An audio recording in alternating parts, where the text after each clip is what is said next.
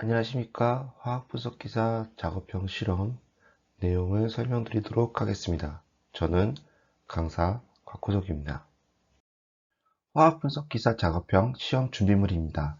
여러분들이 1번부터 6번까지는 꼭 챙겨가셔야 합니다. 계산기, 실험복, 피펫필라, 자, 유성볼펜, 흑색 및 철색 볼펜을 꼭 챙겨가시기 바랍니다. EMS에서 실험하시는 분들은 피펫필라를 무료로 제공하기 때문에 구매하지 않으셔도 됩니다. 여러분들이 유성밴도 꼭 챙겨가셔야 되는데요. 초자기구에 라벨을 하기 위해서 사용이 됩니다. 그리고 흑색 및 철색 볼펜은 결과지 작성 때 사용이 됩니다. 작업형 실험 도구에 대한 설명입니다. 총 10가지의 도구를 사용하십니다. 1번부터 보겠습니다. 비커는 여러분들이 잘 아시는 것과 같이 액체를 담거나 옮기실 때 사용이 됩니다. 하지만 정확한 부피를 측정하실 때는 사용하지 않습니다. 그 다음에 2번, 3번, 4번 같은 도구는 정확한 부피를 측정하실 때 사용이 되는데요. 2번 같은 경우에는 단일 눈금선만 있습니다. 그래서 이 눈금선까지 액체를 채우시게 되면 정확한 부피를 측정하실 수 있는데요. 보통 시약 제조에 사용이 됩니다. 3번 같은 경우에는 다양한 부피를 측정할 수 있게 되어 있습니다. 여러분들이 질산, 염산, 중류수 같은 액체들을 정확한 부피를 측정해서 부피 플라스크에 옮겨 담으실 때 사용이 됩니다. 4번 같은 경우에는 소량의 액체를 측정하실 때 사용이 되고요. 여러분들이 측정한 액체를 부피 플라스크에 옮기실 때 사용이 됩니다. 5번 피피필라 같은 경우에는 4번 피펫 이 부분과 피피필라 이 부분을 연결해서 사용을 하시며 액체를 빨아 올리실 때 사용이 됩니다. 6번 기름종이인데요. 기름종이는 전자저울 위에 먼저 올려놓고 그 위에 시약을 얹어서 무게를 측정할 때 사용되십니다. 7번 스퀴즈 보틀은 이곳에 증류수를 담아 부피 플라스크 눈금선까지 소량의 액체를 분주하실 때 사용이 되시고요. 8번은 이곳에 액체를 담아 흑광도를 측정하실 때 사용이 됩니다. 9번 열교환기는 여러분들이 가열을 해서 시약을 빨리 녹이실 때 사용이 되고요. 10번은 전자저울입니다. 시약 목록입니다. 여러분들이 총 5개의 시약과 증류수를 사용하시게 됩니다. 여러분들이 주의하실 시약들은 염산과 질산입니다. 이 염산과 질산은 액체인데요. 액체이지만 강한 증기를 발생하므로 여러분들이 들이마셨을 경우에는 안 좋은 영향이 있습니다. 그러므로 후드 내에서 꼭 작업을 하시고요. 바로 피부에 묻었을 때 미끈미끈한 감촉이 느껴질 수 있습니다. 이것이 장기간 지속될 경우 피부에 상처를 입히게 되므로 여러분들이 꼭 주의하셔야 됩니다. 그래서 고무로 된 재질의 장갑을 착용하시고 작업을 해주시길 바랍니다. 수험자 유의사항입니다. 여러분들이 결과지를 작성하실 때는 검정색 필기구를 꼭 작성을 하시고 유색으로는 작성하지 않으셔야 됩니다. 하지만 여러분들이 일부 내용을 강조하실 때는 유색을 사용하셔도 됩니다. 수험자와 대화는 금지되어 있으며 본인 부주의로 기기나 기구가 파손이 있을 경우에는 감점이 있습니다. 복장 불량, 특히 실험복을 미착용했을 경우에도 감점이 있으며 슬리퍼 같은 경우에도 감점이 있으므로 주의하시기 바랍니다. 마지막으로 퇴실을 하실 전에 기구 및 치약, 정리가 불량이 되어 있으면 여러분들이 감점을 받으실 수 있습니다. 흑강도 측정은 표준용액 1회, 미지시료는 3회로 되어 있습니다. 미지시료 같은 경우에는 농도가 알려져 있지 않은 농도를 측정한다는 가정하에 여러분들이 실험을 하기 때문에 3회 정도 측정할 기회를 더 주고 있습니다. 흑강도 측정값과 계산값의 차이가 있는 경우에는 바로 식격 처리되므로 주의하시기 바랍니다. 지급 재료는 1회 지급이 원칙입니다. 여러분들이 실수로 파손이 있을 경우에는 재발급 받으셔서 실험을 완료하시는 게 중요하다고 봅니다. 채점 제외 대상입니다. 기권, 미완성, 식격, 이 실격 사유에는 흑강도 측정값 수정, 검량선을 임의로 변경, 결과 과정이 불일치해서 수정이 있다고 보여지면 바로 식격 처리되므로 이 점 꼭 유념하시기 바랍니다. 인산 정량 분석 목적과 실험 과정입니다. 인산은 분뇨, 폐수 등의 오염 지표로 사용이 됩니다. 이번에 사용할 분석 방법은 비색법입니다. 비색법은 총 3단계로 나눌 수 있는데요. 시약 조제, 그 다음에 흑광도 측정, 그 다음에 정량 과정까지 이 3단계로 나눌 수 있습니다. 첫 번째 시약 조제는 표준 인산용액, 그 다음에 발색에 필요한 발색 시약, 그 다음에 우리가 측정하고자 하는 미지시료 용액 총 3가지를 만드신 다음에 흑광도를 측정하십니다. 이 과정에는 발색을 시킬 시료를 준비하시고요. 그 다음에 발색된 시료를 흑광도를 측정해서 바로 검정 곡선을 작성하시고 인산용액의 농도를 확인하실 수 있습니다. 인산용액의 농도를 가지고 인산 함량을 계산하시면 모든 과정이 끝나게 됩니다. 표준 인산액 조제 방법입니다. 시험지 내용은 아래와 같습니다. 인산 제1칼륨을 가지고 여러분들이 오산화인이 1ml 중 1mg이 함유되도록 전체 1리터를 만들라고 하였습니다. 여기에 순도를 감안해서 계산을 하셔야 됩니다. 명기되지 않은 경우에는 99.99%를 기준으로 계산을 하시면 됩니다. 여러분들이 참고하실 내용 중에 인산은 수용액상에서는 인산염으로 존재를 하게 되고요. 그렇지 않고 고체 상태일 때는 상온에서 오산화인으로 존재를 하게 됩니다. 그래서 앞전에 오산화인의 농도를 알려드린 이유가 고체 형태의 함량을 확인하기 위한 거라고 보시면 됩니다. 인산 제1칼륨 무게 계산하는 방법입니다. 인산 제1칼륨의 무게는 주어진 오산화인의 농도로부터 구할 수 있는데요. 먼저 인산 제1칼륨과 오산화인의 몰비를 확인하셔야 되는데요. 인산 제1칼륨의 2개는 오산화인 1개를 만들 수 있으므로 이들의 몰비는 2대 1이 되겠습니다. 여러분들이 주어진 오산화인의 용액 농도를 확인해 보면 1mg per 1ml이라는 걸 확인하실 수 있었습니다.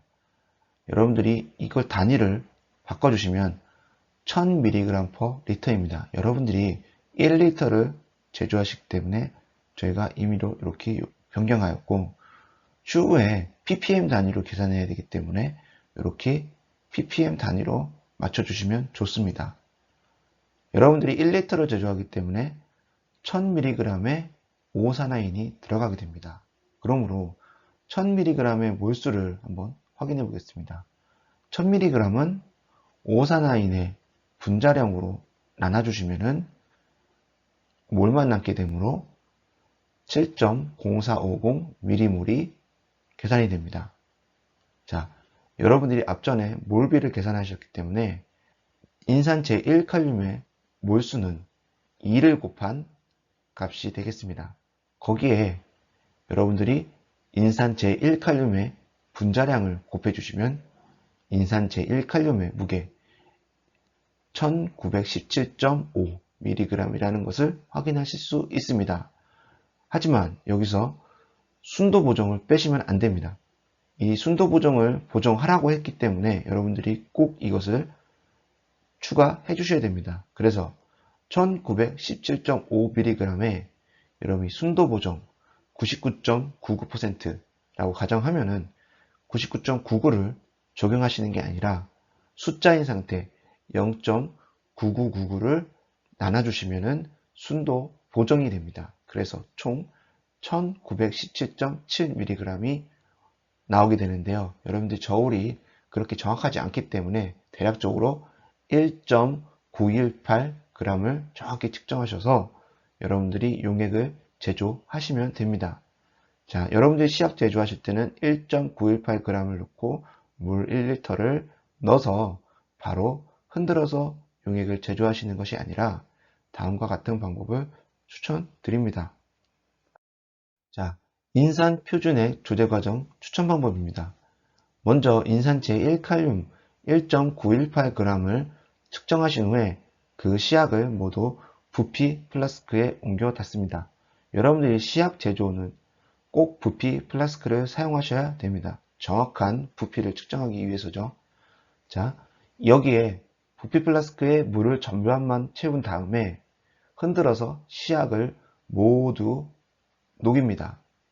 그 다음에 여러분들이 이 눈금선까지 증류수를 채워주시는데요. 이때 이 부분부터는 스퀴즈 바트를 이용해서 천천히 물을 채워주셔야 이곳까지 정확히 눈금을 맞추실 수 있습니다. 그 다음에 꼭 라벨을 표기하셔서 여러분들이 시약이 혼동되지 않게 해주셔야 합니다.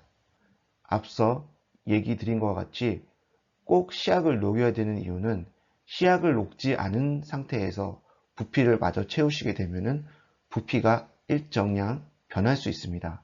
그렇기 때문에 꼭 시약을 먼저 녹인 후에 부피를 맞춰 주셔야 정확한 농도를 맞추실 수 있습니다. 발색 시약 조제 과정입니다.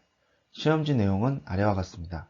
메타 바나드산 암모늄 0.56g을 물에 녹이고 녹지 않은 경우 핫플레이트를 써서 가열시키고 질산을 써서 완전히 녹여준다고 했습니다. 그 다음에 몰리브덴산 암모늄은 13.5g의 물을 부어 녹여주고 전체 500ml로 맞춰준다고 했습니다. 이 내용을 요약하면 다음과 같습니다. 비커 1에 메타 바나드산 암모늄 0.56g과 증류수, 질산을 넣고 완전히 녹여준다고 했습니다. 여러분들이 이때 열을 가해서 녹여주면 빨리 녹을 수 있다고 앞전에 설명이 되어 있었고요. 그때 질산을 사용하시는데요. 질산을 사용하실 때는 후드에서 꼭 착용을 하시고 손에는 고무로 된 장갑을 꼭 착용하셔서 작업을 하시는 게 안전합니다.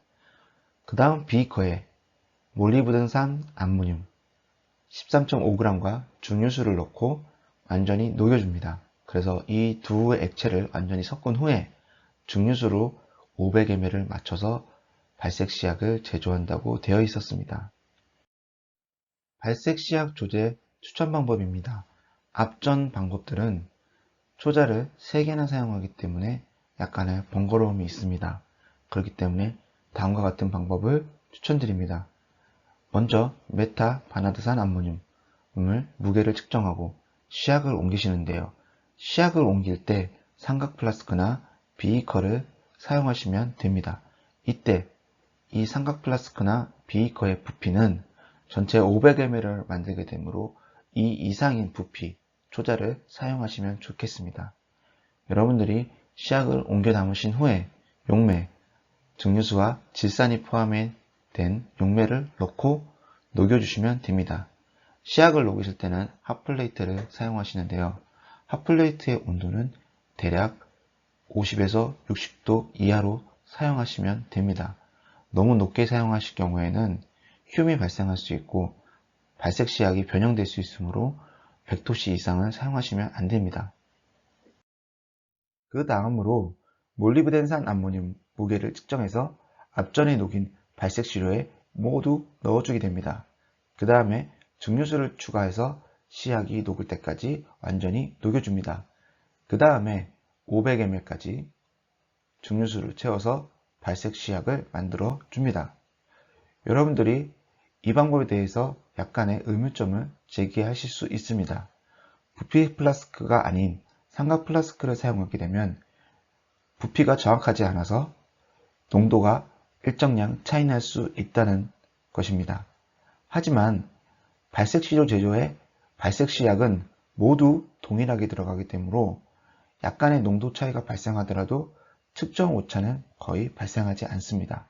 그러므로 이렇게 하셔도 여러분들이 측정하는 방법에는 전혀 문제가 없습니다.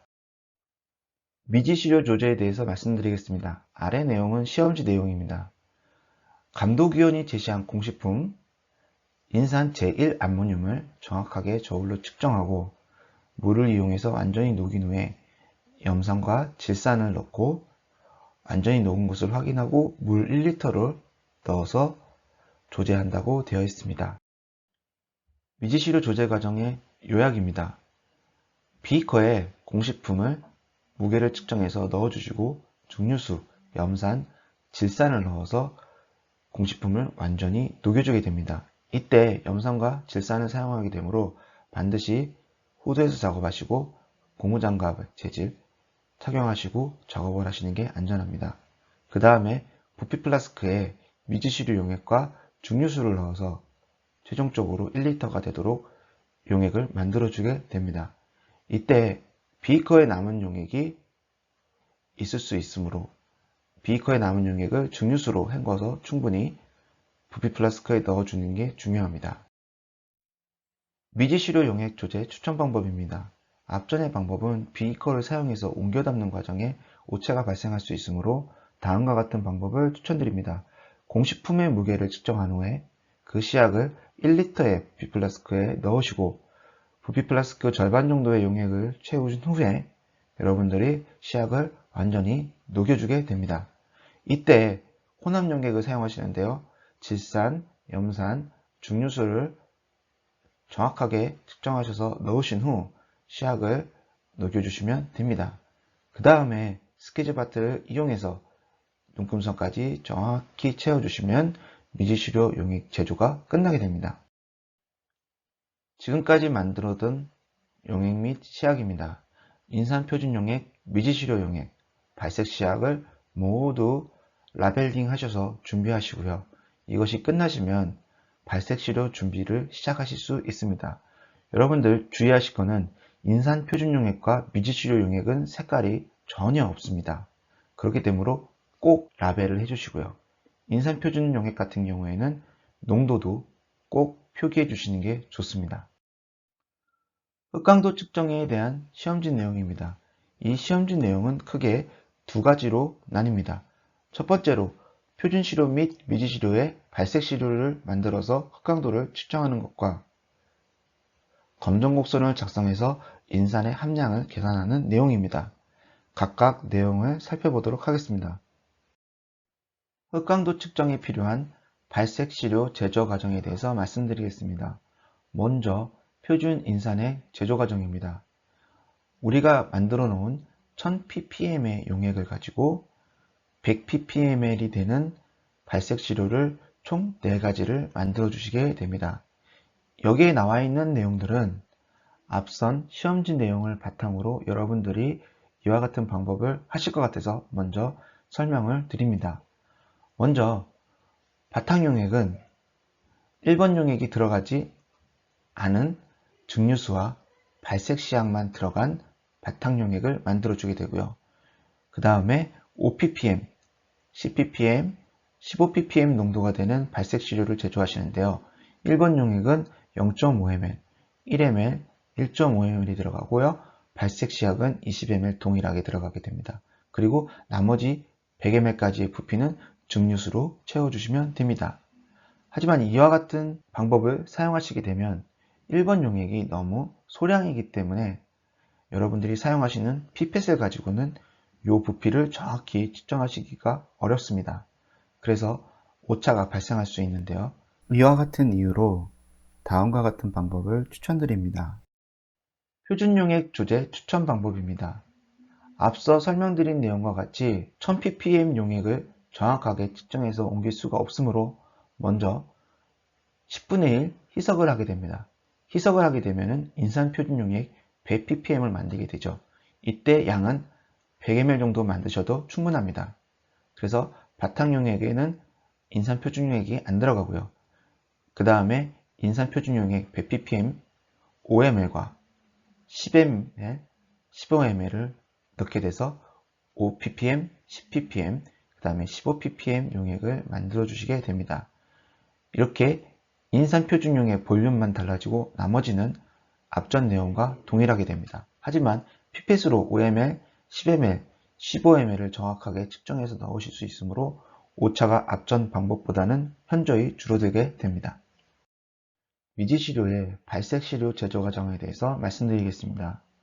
시험지 내용에는 미지시료 측정 시 측정 범위를 벗어나는 경우, 즉 5에서 15ppm 농도를 벗어나는 경우에는 미지시료의 양을 변경해서 측정하라고 되어 있습니다.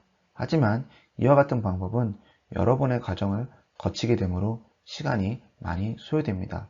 그래서 희석된 미지시료를 제조한 후 발색시료를 제조하시면 좋은데요. 이 희석된 미지시료는 희석 배수를 정확히 알 수가 없습니다.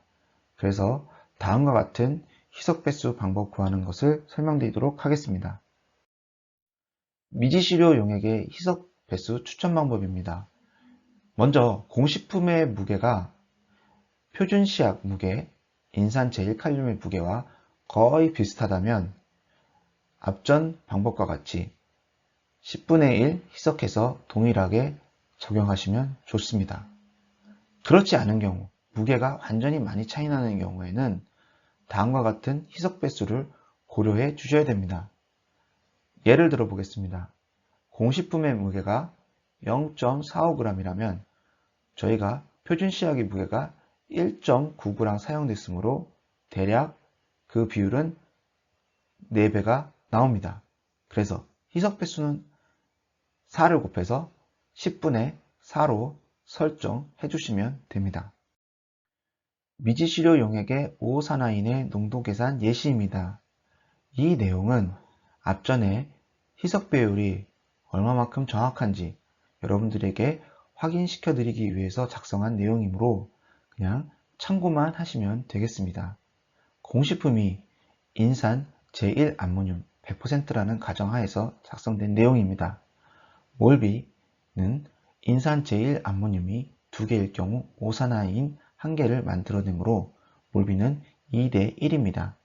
먼저 인산 제1암모늄의 몰수를 계산하면 사용된 그람수와 분자량으로 나눠주시게 되면 3.912mm몰이 나오게 됩니다. 오사나인의 무게는 앞전에 계산된 몰수에 몰비를 적용해서 2분의 1로 나눠주시게 되고요. 거기에 분자량을 곱해주시면 278mg이라는 오사나인의 무게를 확인하실 수 있습니다.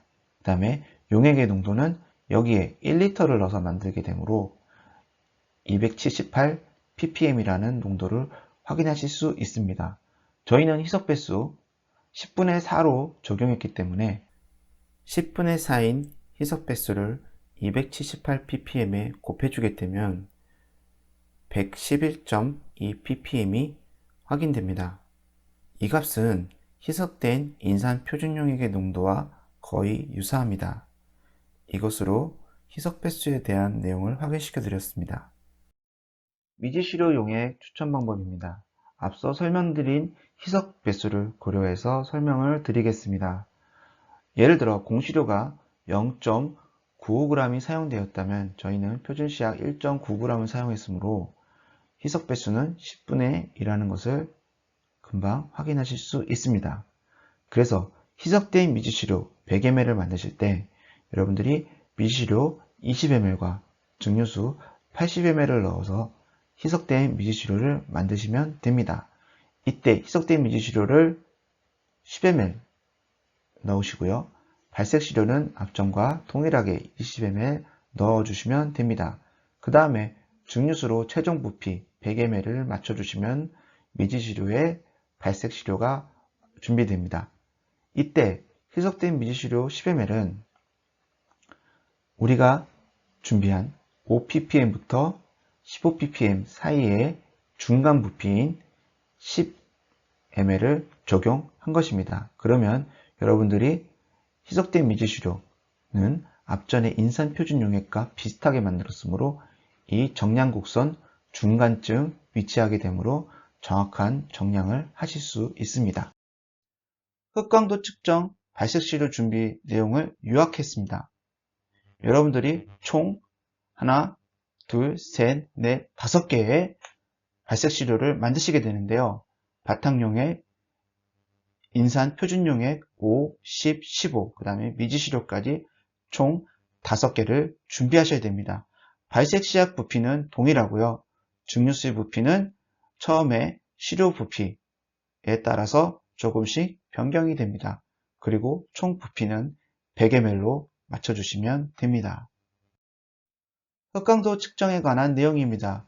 준비된 5개의 시료를 10분에서 20분 동안 놓아두었다가 큐벳에 각각 용액을 담아 놓습니다.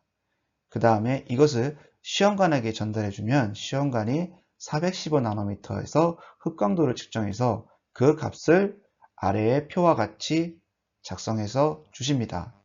그런데 이 표기된 내용을 절대 수정을 하시면 안 됩니다. 그리고 주의하실 점은 큐벳이 빛을 투과하는 면이 있습니다. 이 투과되는 면에 이물질이나 얼룩이 없도록 주의해 주셔야 됩니다. 만약에 용액이라도 묻어 있는 경우라면 그것을 깨끗하게 닦아 주시는 것이 좋습니다. 여러분들이 정량을 하기 전에는 흑강도를 보정을 해 주셔야 됩니다. 이 보정 흑강도라는 것은 먼저 흑강도를 측정한 값과 바탕용액에서 측정한 흑강도를 빼주신 것이 보정 흑강도입니다. 이렇게 하는 이유는 시료 외에 발색시합과 증류수가 가지는 흑강도를 제거해 줌으로써 시료가 본연에 가지는 흑강도를 확인할 수 있으므로 계산이 더 정확해집니다.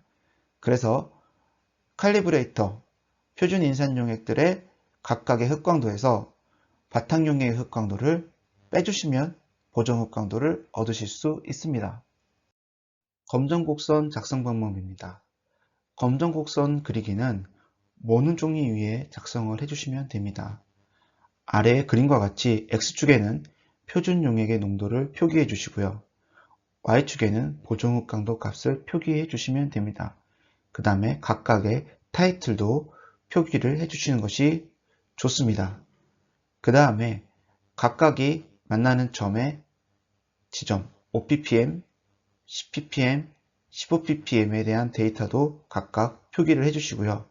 직선은 이 세 점이 모두 지나갈 수 있는 선으로 작성을 해주시면 됩니다. 그 다음에 1차 방정식은 두 가지 방법으로 계산할 수 있는데요. 첫 번째로 계산기를 사용한 최소자정법을 이용한 1차 방정식 확인 방법과 모는 종이를 이용한 확인 방법이 있겠습니다. 두 가지 모두로 확인하셔서 계산기와 모는 종이 값이 차이가 없는지 확인하시는 것도 좋지만 계산기를 사용하시기가 너무 어려운 분들은 모는 종이 값을 이용해서 1차 방정식을 계산하셔도 됩니다. 모는 종이의 값으로 계산하실 경우에는 Y축 절편값 B를 확인하시고요. B를 확인하신 다음에 기울기 값 X'와 Y' 값을 나누셔서 A 값을 확인하실 수 있습니다. 그래서 방정식, 1차 방정식 Y는 AX 플러스 B 값을 확인하셔서 1차 방정식으로 보고하셔도 됩니다. 미지시료 농도 계산에 대해서 말씀드리겠습니다. 미지시료 농도 계산에는 보정 흑강도를 활용하시는데요. 미지시료의 흑강도에 바탕용액의 흑강도를 빼주시면 됩니다. 확인된 미지시료의 보정 흑강도를 검정 곡선에서 확인을 하시고 수평과 만나는 이 검정 곡선의 지점, 이 지점을 꼭 확인하신 후 반드시 별도의 표기를 해주시는 것이 좋습니다. 그 다음에 수직으로 내려와 X축과 만나는 지점, 즉 농도를 확인하시면 미지시료의 농도를 확인하실 수 있습니다. 오산화인의 함량 계산 방법입니다. 처음에 미지시료를 발색시료까지 만드는 과정 중에 희석된 내용들을 모두 한번 확인해 보겠습니다. 처음에 희석된 미지시료를 만들기 위해서 10분의 2 희석이 됐고요. 그 다음에 발색시료를 만들기 위해서 10분의 1 희석이 됐었습니다. 그래서 여러분들이 미지시료 원래 용액의 농도를 확인하실 때에는 거꾸로 곱해 주셔야 되는데요. 먼저 발색시료의 농도에서부터 희석된 농도의 확인을 하기 위해서는 곱하기 10을 해주셔야 되고요. 그 다음에 희석된 미지시료로부터 미지시료의 농도를 확인하기 위해서는 곱하기 5를 해주셔야 됩니다. 그 다음에 여러분들이 미지시료의 인산 농도를 알았다면 이 농도를 가지고 여러분들이 무게 변환을 해주시면 최종적으로 공식품에 오산화인의 함량을 확인하실 수 있습니다. 계산 내용입니다. 측정된 미지시료 오산화인의 농도 11.5ppm이라면 희석된 미지시료의 오산화인의 농도는 곱하기 10을 한 115ppm이 됩니다. 그 다음에 미지시료의 오산화인의 농도는 115 곱하기 5를 해줘야 되기 때문에 575ppm이 되겠습니다. 즉 575ppm은 원래 미지시료의 농도가 되는 거겠죠. 여러분들이 미지시료의 인산의 무게는 처음에 1리터에 만들어졌기 때문에 1리터를 곱해주게 되면은 575mg인 오산화인의 무게를 확인하실 수 있습니다.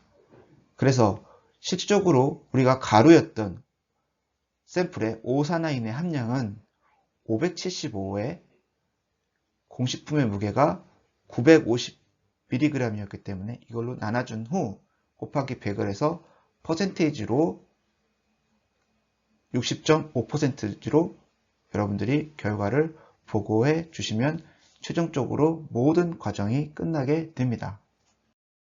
결과지 작성 내용에 대해서 말씀드리겠습니다. 크게 세 부분으로 나눌 수 있습니다.